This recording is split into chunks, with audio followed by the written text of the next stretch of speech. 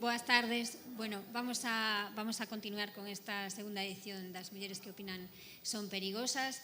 O meu nome é María Varela, son xornalista en Pontevedra, do Diario da Cidade, do Diario de Pontevedra. A min me toca presentar a seguinte ponente, que é Ana Romaní, aínda que sei que non precisa presentación para moitos dos que estades aquí. Eu, antes de dar paso, quería dicir que, bueno, hai un ano tiven a sorte de participar tamén, de estar presente na primeira, na que foi a primeira edición das Mulleres que opinan son perigosas, que xa se dixo esta mañá que fora un éxito e que foi unha experiencia maravillosa, penso, para o público e para todas as que participamos aquí. Quero dicir que estou moi contenta de que se chegue a celebrar esta segunda edición, que era unha das cousas que falábamos, e creo que é necesario non deixar de dar as grazas ás persoas que fan que isto sea posible, porque a todos nos gusta que na nosa cidade, é un orgullo que Pontevedra sexa nesta fin de semana a capital do columnismo, do xornalismo, pero iso leva un traballo detrás. Entón, bueno, aínda que xa yo dixen personalmente, creo que hai que recoñecerlle a Susana Pedreira e a Diana López Varela este esforzo para que este ano tamén teñamos o Congreso e as institucións, que tamén o Concello de Pontevedra e a Deputación que o impulsan e que fan que sexa posible. Creo que é un orgullo que se celebre en Pontevedra.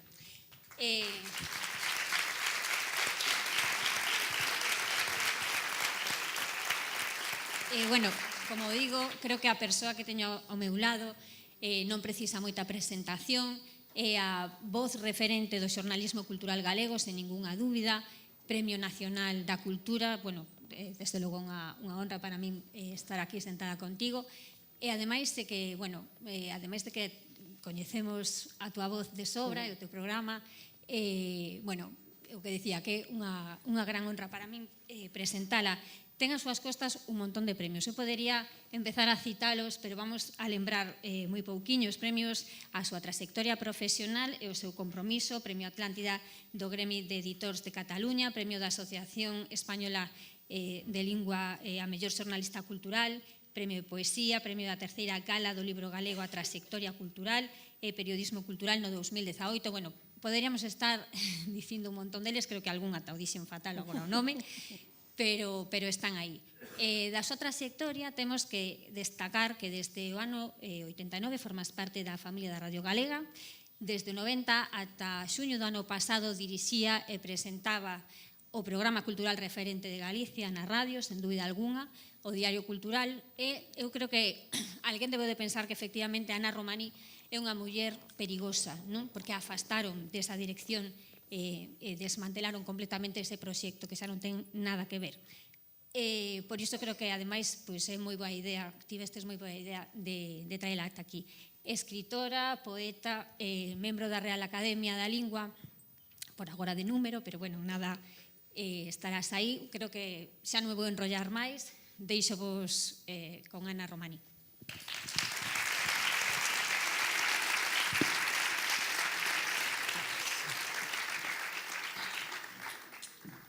Moi boas tardes a todas e a todos.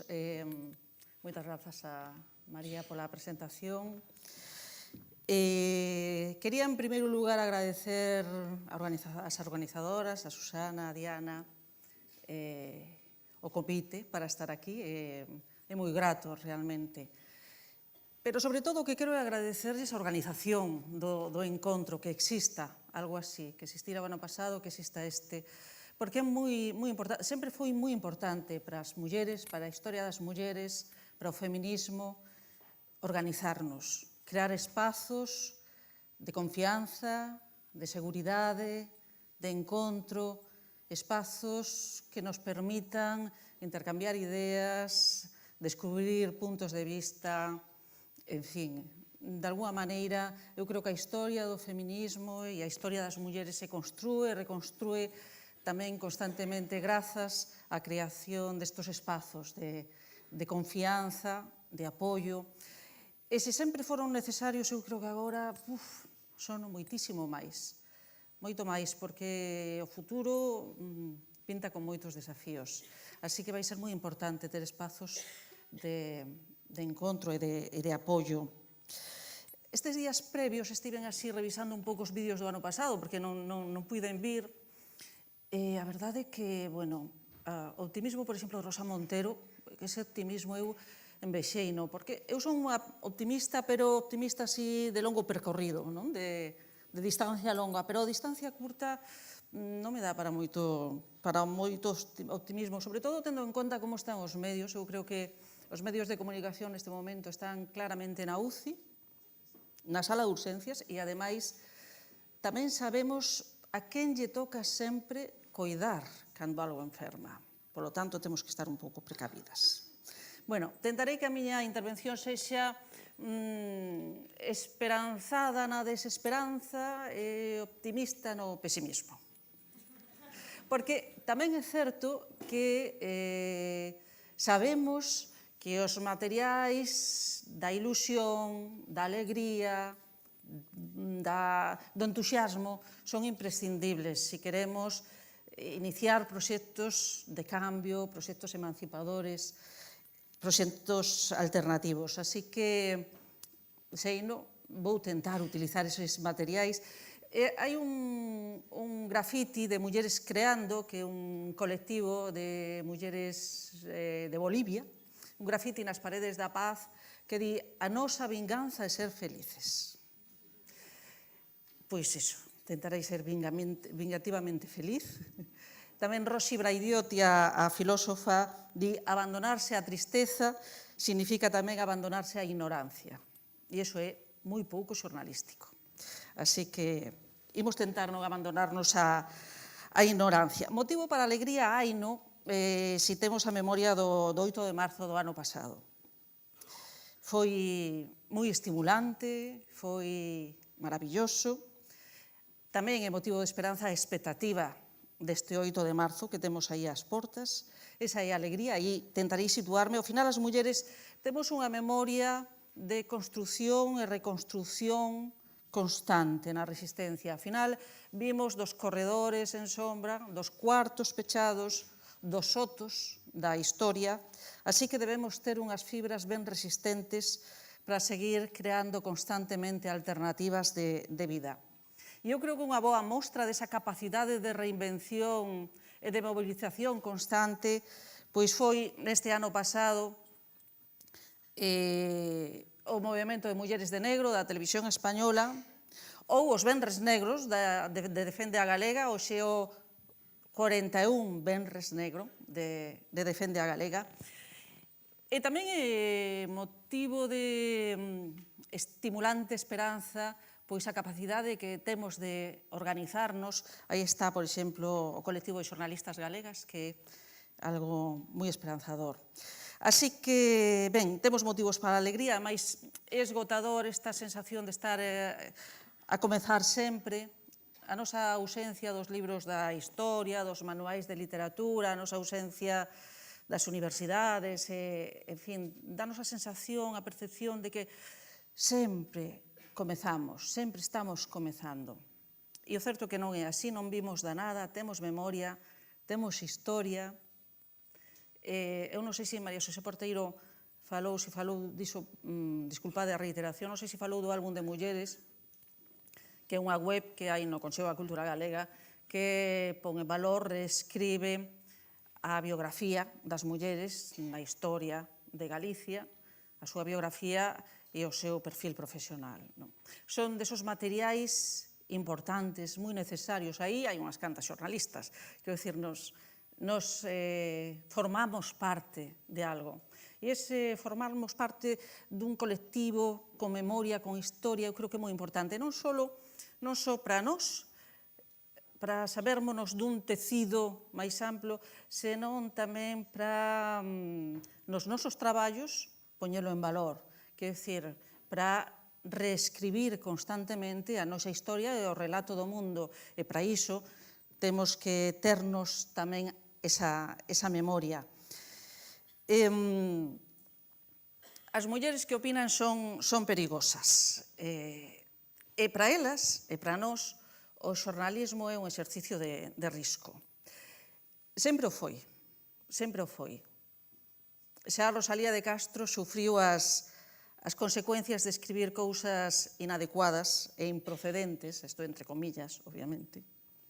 E senón, aí están os 200 seminaristas que apedrearon a imprenta, os cristais da imprenta, onde se ia publicar un texto seu, el Codio, que se anunciara. Eles ameazaron con apedrear os cristais e así o fixeron. O texto non se publicou, polo menos dase por perdido. Rosalía daquela xa era unha escritora coñecida, xa frecuentaba a prensa. Iso foi no ano 1864. Anos despois, no ano 1881, publica outro artigo na prensa en El Imparcial que xera unhas reaccións iradísimas, durísimas, críticas. Foi un episodio, intuímos que moi duro da súa vida. Así que, xa vedes, 150 anos despois de Rosalía de Castro, as mulleres que opinan seguen a ser perigosas e o xornalismo é un exercicio de risco. Agora, o único que muda é tal vez o soporte, que as pedradas son digitais, pero, bueno. A opinión é un eu suxeito que discirne, que pensa por si soa, e nese pensar por si soa, de algún xeito desafía unha certa tutela que aínda hoxe en moitos casos se mantén de xeito tal vez máis sutil, máis solapado, pero es explicarte como son as cousas en realidade. Pero realmente o espazo público é un espazo dominado polas palabras, a linguaxe, a entoación, a maneira de facer, de se expresar masculino. Contundentemente masculino por historia, por séculos. É unha muller que ousa expresarse por si mesma, decir o que pensa, de algún xeito desafía e é perigosa, pero non todas igualmente perigosas e non todas co mesmo grau de perigosidade. Voume explicar isto. Entre a cota e a disidencia. Eu creo que o sistema está disposto a admitirnos sempre que a nosa presenza xustifique a súa consolidación e reforce a súa democracia, a súa igualdade. Porén, expúlsanos se as voces son disidentes, fora de liña e non reforzan o seu código. Iso sí, todas as mulleres estamos permanentemente sometidas á avaliación constante da nosa operatividade na engrenaxe.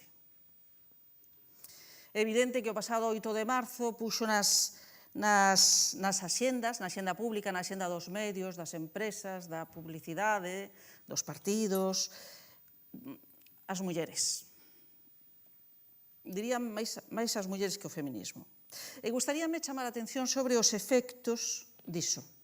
Porque, se ben é moi positivo e é moi feliz, finalmente, termonos recoñecido como suxeitas da historia, con capacidade de acción e de intervención, como aconteceu no 8 de marzo, creo que tamén deberíamos considerar os efectos desa xenda de mulleres e estar atentas aos riscos de simplificación, uniformización, mercantilización e lavado de cara. Bueno, logo retomarei isto. Vou entrar un pouco ca materia cultural porque Susana pedironme que falara un pouco de cultura. Eu levo 29 anos facendo información cultural nun medio público, esa experiencia desde a que falo, pero falo tamén, quero falar tamén desde o lugar de lectora e de ointe, que é un lugar necesario sempre para non perderse.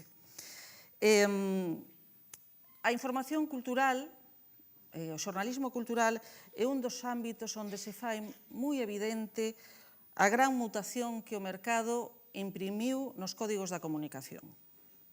O que antes era un espazo exquisito, selecto, de minorías, condenado a horas intempestivas de absoluta militancia cultural, áspero, aburrido, e toda esa serie de prexuízos e tópicos que durante anos acompañaron a información cultural, por desgraza, pois o que antes era iso, agora é un bazar de múltiples e coloridos andéis co ritmo vertixinoso e machacón das grandes superficies comerciais.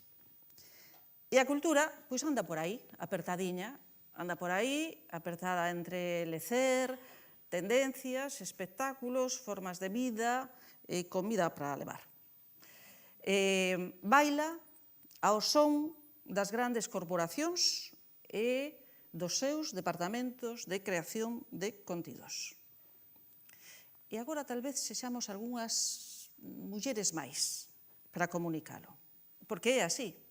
Chegamos sempre cun pouquiño máis de fluidez ás profesións cando están en crise.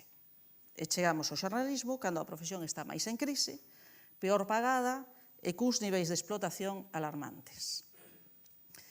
A espectacularización da cultura baila ao mesmo ritmo que a espectacularización da información. Viste os mesmos traxes, acentúa as mesmas vocais e véndese nos mesmos titulares. A sensación, o sensacional, o único, a innovación, as vendas, a primeira gran algo. Os titulares veñen feitos, as entrevistas moitas veces tamén, e a axenda está marcada pola vertixinosa ansia do último e pola ansiedade dos gabinetes de prensa. E, curiosamente, as mulleres aí comezamos a vender. Ben, precisamente agora, cando deixou de ser ocupación de alta exigencia e erudición, e espero que se perciba a ironía. Todo isto prodúcese ao tempo que se desmantelan as redaccións, valéiranse as redaccións, o panorama é desolador, con profesionais do periodismo expulsadas, ou facendo os traballos unhas condicións de devaluación continua, constante. Obviamente, eu non comparto ninguna destas dúas visións da cultura, nin a elitista, nin a da superficie comercial. Eu son das que aínda pensa que o xornalismo cultural é xornalismo. E, polo tanto, é análise, son datos, son enfoques que contextualizan, que ofrecen elementos de xuízo, é debate, é dignidade e respeto ao ointe, ao lector, é desvelar claves, é ler entre liñas, e desde esa perspectiva, e como eu son feminista, o feminismo cruza toda a actividade da información. Non nun exercicio de reiteración militante, senón na observación da realidade con algo de memoria da expulsión, con algo de coñecemento do presente e con algo de ilusión transformadora.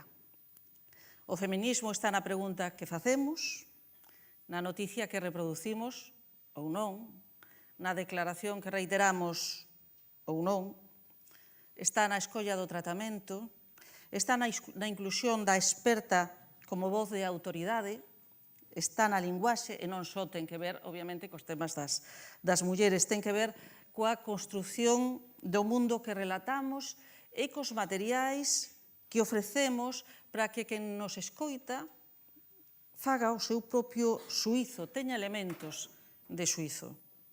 E non se vexa sometida a sistemática violencia de mentiras como verdades e de simplificacións como exercicios de síntese. No caso noso, no que respecta a cultura galega, o desafío é moitísimo maior entre a inercia da tiranía do comportamento que imprime o mercado, a imposibilidade de competir, a reproducción mimética do modelo e a exigencia de excelencia para sobrevivir. O deserto esténdese diante nosa. E, aínda así, a vitalidade creativa e a perseveranza nas múltiples formas de activación cultural é moi estimulante. É asombroso. Mágoa que a esperanza da súa visibilidade, alén do traballo de algunhas revistas e do esforzado traballo dos medios digitais de algúns, Mágoa que a esperanza da visibilidade este depositada nas contas de Twitter e de Facebook.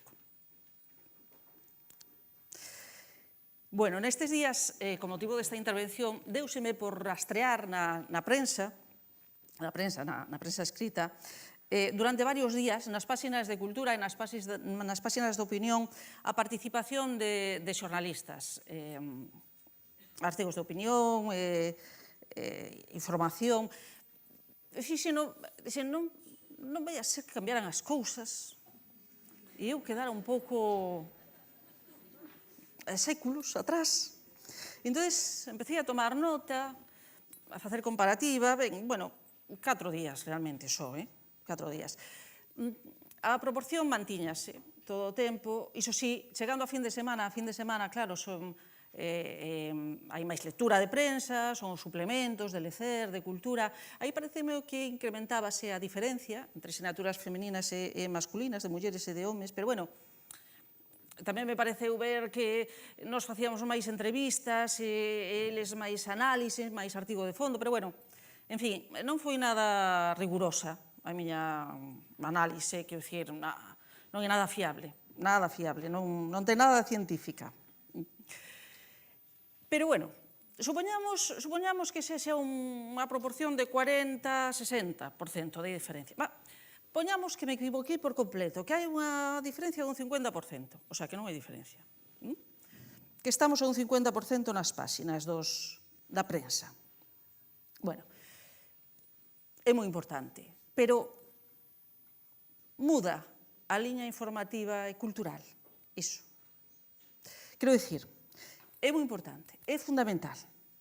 É importante entrar con cuñas neses intersticios, poñer en dúbida o monolítico do discurso, evidencialo, pero xunto a esa variable que é fundamental, tamén deberíamos estar introducindo no debate outras variables.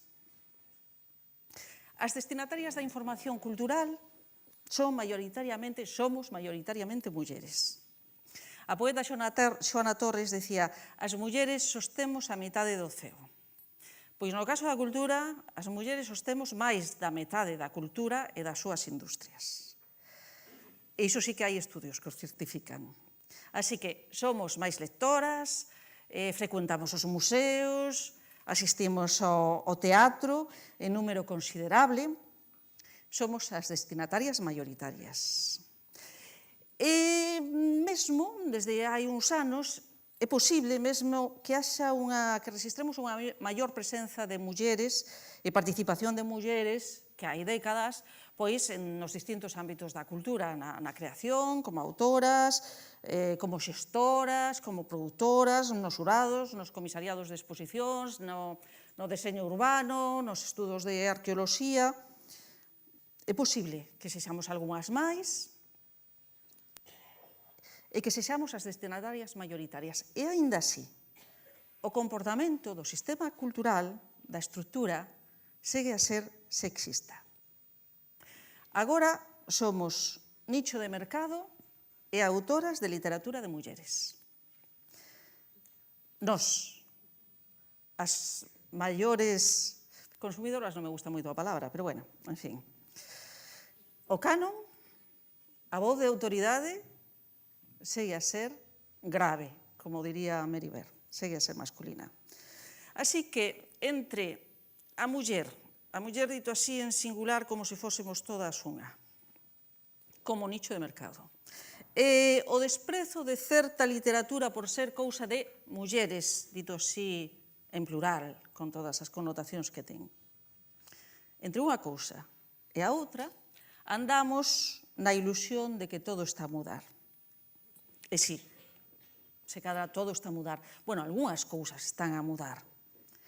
Pero gustaríame colocar algunhas preguntas. Por exemplo, que pasaría se as mulleres deixáramos de consumir, agora si utilizo, o xornalismo sobre representado polas cotas masculinas? Se deixáramos de lelos, por exemplo. Outra pregunta, que papel imos xogar as mulleres nas relacións entre mercado, cultura e poder? E se comezamos a falar de asendas propias, para outro xornalismo. A implicación das profesionais, das xornalistas, na folga do ano pasado foi, por exemplo, creo, decisiva. Tivo un efecto multiplicador e inclusivo, e o resultado foi moi emocionante. Algúas nunca pensamos que podíamos ter vivido ou chegar a vivir algo así. Deunos a todas moitos azos, sen dúbida, aí está a parte optimista. Mais, ven a parte pesimista, as cifras, a calidade de vida das mulleres segue a debuxar un perfil de grandes, grandísimas desigualdades. A brecha salarial, os traballos impagados, os coidados, o teito de cristal, a violencia, o asedio sistemático, constante, os asasinatos. Cada novo asasinato evidencia a profundísima fenda social, a greta profundísima da nosa liberdade, da nosa dignidade colectiva. Bueno, fomos aprendendo nestas décadas a desvelar como opera, como funciona, como son os mecanismos, como fai o sistema. Pero o sistema patriarcal renóvase constantemente, reformulado, baixo novas apariencias. Por iso creo que temos que estar contentas, esperanzadas, pero tamén moi atentas. Preocúpame, por exemplo, o efecto de lavado de cara que poidamos propiciar. A nosa utilización para desactivar o discurso. A incorporación de mulleres en calidade de mulleres.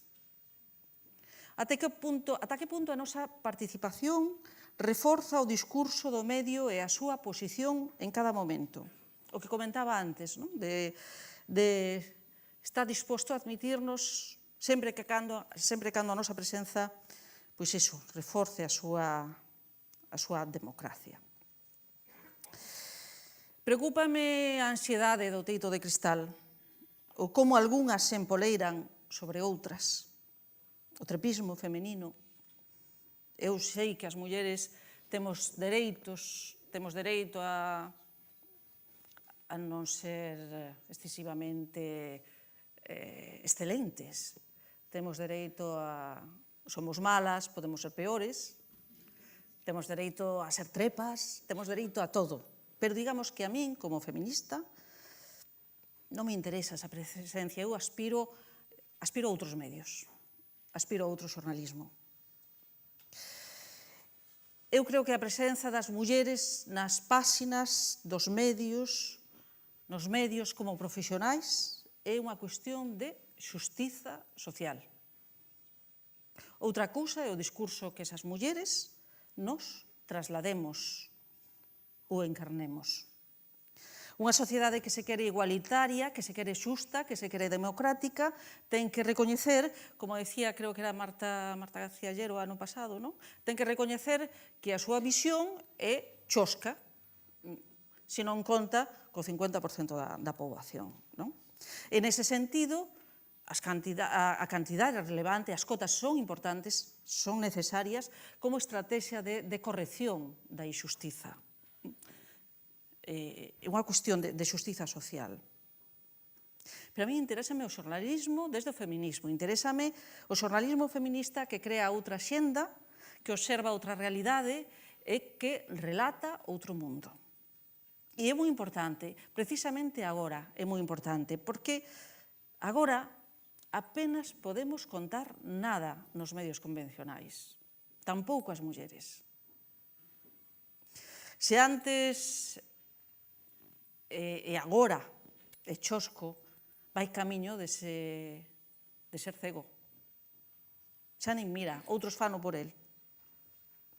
De algún xeito, o xornalismo, estou falando do xornalismo como ben público, está na UCI. Agora o que predomina é un comportamento que ten máis que ver coa explotación mercantil e co comercio que co xornalismo libre. Bueno, e non me estendo máis, simplemente vou rematar. Eu, como falo desde este lugar, desde o feminismo, do xornalismo. Vou rematar cunha frase, unha frase que eu utilicei para pechar un texto que escribín para un festival de poesía, pero ven ao caso, porque de algún xeito explica a miña posición, non? E é que non queremos un sitio, queremos outro lugar. Grazas.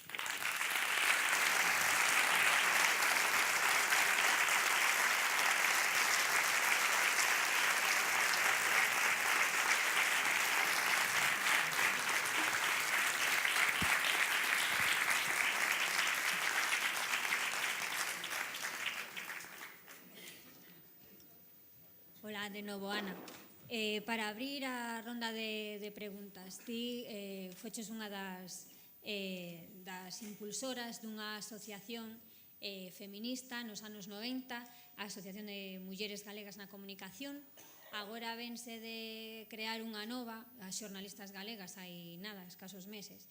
Ti dis que as reivindicacións de hoxe son as mesmas que entón, non? Que as cousas non cambiaron tanto. Sin embargo, sen querer pecar de ser moi optimista, o punto de partida agora non é o mesmo, non? Sí, non, quero dicir, as cousas cambiaron. O que pasa que seguramente non cambiaron todo o que nos quixeramos, non? Pero sí cambiaron. Agora ben, cando nos fixemos Mugacón nos anos 90, Mulleres Galegas na Comunicación, alimentábanos ese espírito de, primeiro, decir, estamos aquí, e hai que facer outro tipo de xornalismo, non? Que eu creo que é o mesmo que alimenta un pouco a creación de xornalistas galegas, non? Quero dicir, estamos aquí, vamos tentar facer uns medios máis igualitarios, máis equitativos, máis xustos, e de alguma maneira tamén velar pola situación laboral das xornalistas. E era un pouco tamén o que nos moveu a nós naquel momento. Seguramente, claro, daquela éramos menos mulleres no xornalismo, ainda que éramos abondas, non? Pero o que había era, eu creo que hoxe en día hai máis conciencia, máis recepción social, máis, sen dúbida, complicidade, non? Que daquela. Iso sí, nese sentido as cousas cambiaron. E máis sentidos, claro.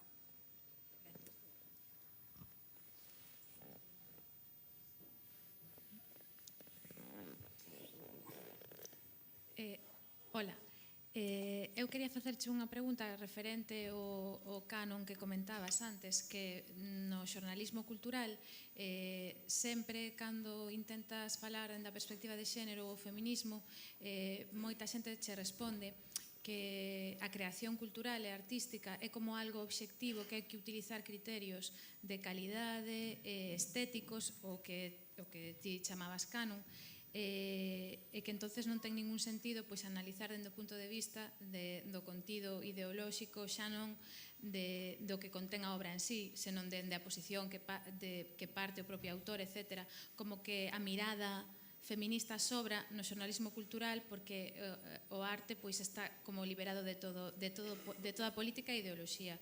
Entonces eu quería preguntarche ti que lle responderías a esas persoas que din que non ten sentido pois por exemplo, a charla que ti deches hoxe. Bueno, pois que eu creo que a arte está cheo de ideoloxía e de política. Quero dicir, os códigos, o canon, as estéticas, son definidas por alguén, non é algo neutro. Todo ten a súa carga de ideoloxía. En ese sentido, a arte ou a cultura, igual que calquera outro sector social. Eu non coincido con esa visión da cultura.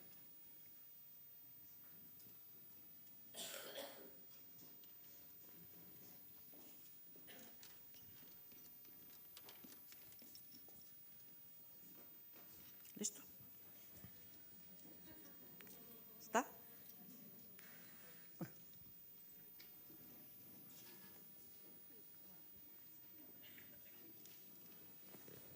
Bueno, primeiro de nada agradecerte a intervención e a exposición que has feito, non?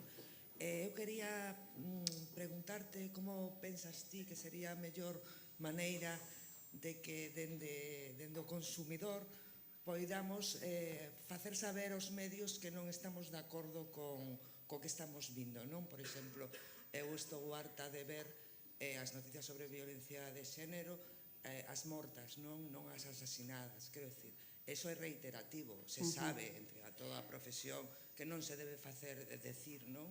Por exemplo, eso, mortas, non? Que facemos nós como consumidores? Quero dicir, realmente, quero dicir, si o compartimos, si o criticamos, pero non se o facemos saber o diario, non? O a prensa que está escribindo. Estamos facendo algo, estamos dándolle unha publicidade que o mellor din é mellor que seguimos poñendo mortas porque esa noticia é máis compartida. Un pouco esa, non? Sí, bueno, eu tampouco sabería decir moi ben cal é a fórmula. Eu creo que é moi importante expresar públicamente o desacordo con liñas xornalísticas e con enfoques e con nese tipo de informacións. Eu creo que é importante expresar o desacordo. Non sei se o sistema ese de criticar a través de retweet e todo isto, tal vez a mellor ese non é o máis adecuado. O que sí é importante é organizarse e expresar públicamente de alguma maneira que non se pode seguir facendo ese tipo de xornalismo con respecto ás mulleres, neste caso aos asasinatos, non?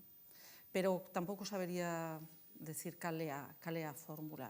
De alguma maneira, facelo público e de alguma maneira expresar públicamente esa crítica, eu creo que sí, porque iso é o que leva facendo o movimento feminista e as profesionais desde distintos campos. Sempre hai ámbitos desde os que traballar, non?